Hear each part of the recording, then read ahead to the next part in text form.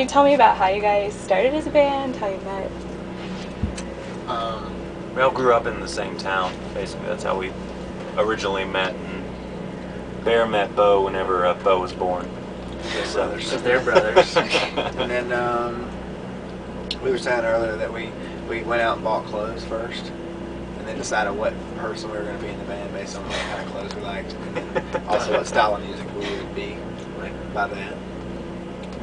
Bo's clothes he bought, I mean, obviously dictated that he needed to be a guitar player.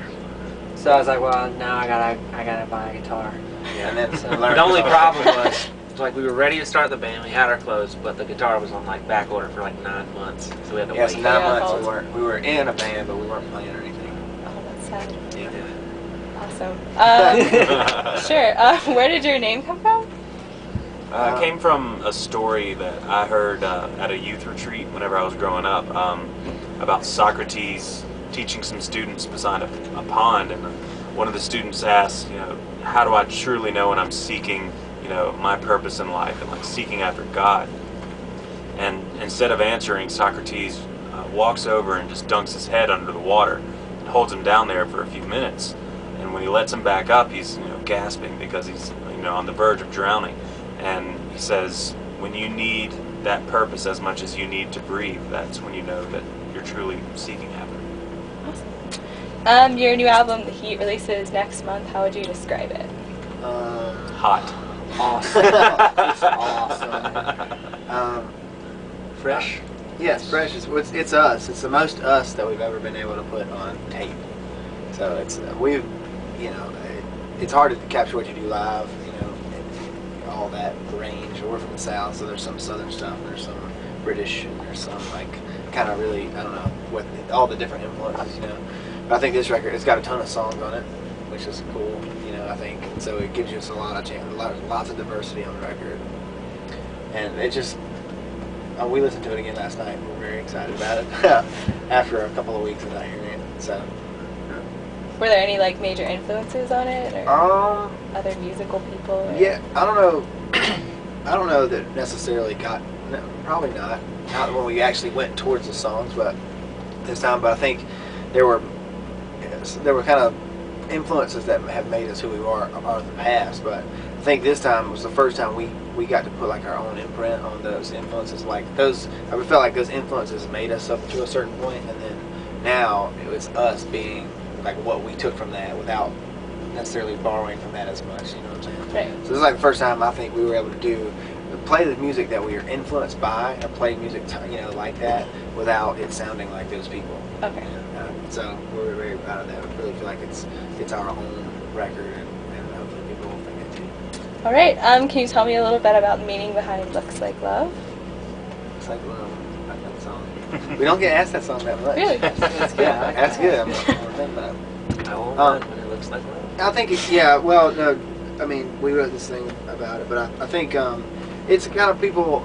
I think people who have been hurt too many times in a row, not having the courage in order to really get into a relationship that they can be loved. And I think that's true in a relationship with God, but also in a relationship with people. Just that people just clam up after they've been hurt in those ways. And that's a song that we wrote about that idea.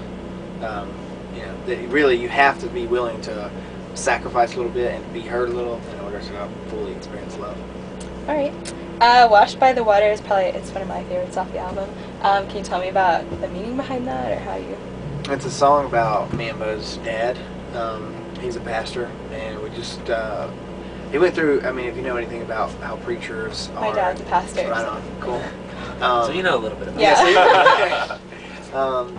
But they just, there's a lot of stuff that gets said at the church, and there was some stuff that got said at our church, and it actually turned out to not be true, and it all came out and whatever. And I just thought it was a cool thing about Dad. Kept his integrity throughout that whole situation, and and then we put a sort of gospel feel to it, and then there's a gospel choir on the record that we went and recorded. So it's it's one of my favorite too. It has a different sound to it. Yeah, definitely. The intro to "Second Chances" has an organ in it, right? Yeah. How did that come about, and why did you pick that song for it? It's a cool That is a cool story. No, it's the producer we used for most of the record was this guy Rick Beato, and he in a studio he had a pump organ from the 1800s, and so it's one of those you work with your feet. So if you listen to the record at the end, it kind of goes, makes this like kind of noise. You hear the sort of the air noise, and then we just left that noise on there because we thought it was kind of cool. But and we did that, you know, it's like a really sort of a live thing. So you're sitting there, you're playing the keys and pushing the pedals at the same time. That's cool. So and that's what they used to do, and I don't know how they do it because it's exhausting. It's a great workout. Yeah, it is a great workout. It's not easy to push Calves off. of steel.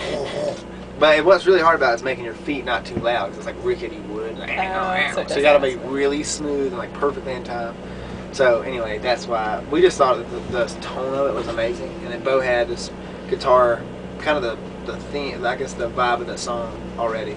And then as soon as we heard the pump organ, we went on and wrote the words in the hotel or something. Yeah, it came out really quick. Yeah. So, and that's another one of our favorites on there, I think. Okay. Well, I was gonna ask what your favorite songs are, so I guess. I think "Washed by the Water's" mine. Just, and I think it goes back to the point before, this being able to do soulful music without sounding like one of the soulful bands. I think that's something that I think it's difficult to do, and so we're very proud that we were able to do that. And also, I don't feel like as much as it is different on the record, I don't feel like it sounds like out of place. Like it's like, who's that band, or what did they, you know, how'd that happen?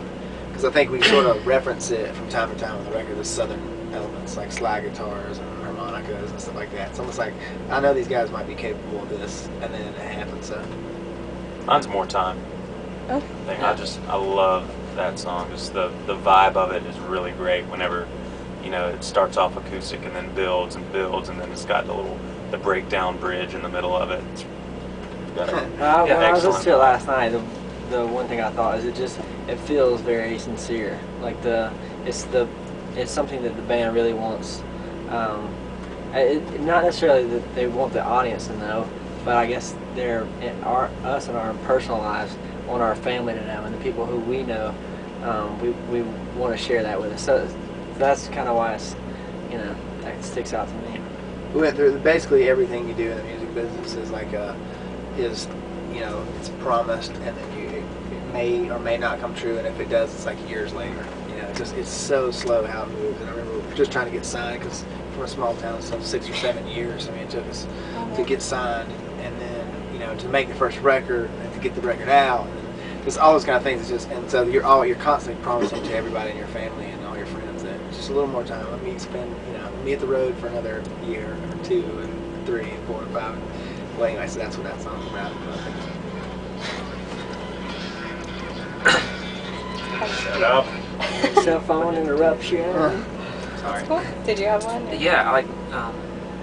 There's a song "Moving On" that we had kind of almost we were like done with the record, and then these guys write tons of songs, and we were like, well, we got to put this on there because it's just got a really nice, light, fun kind of feeling.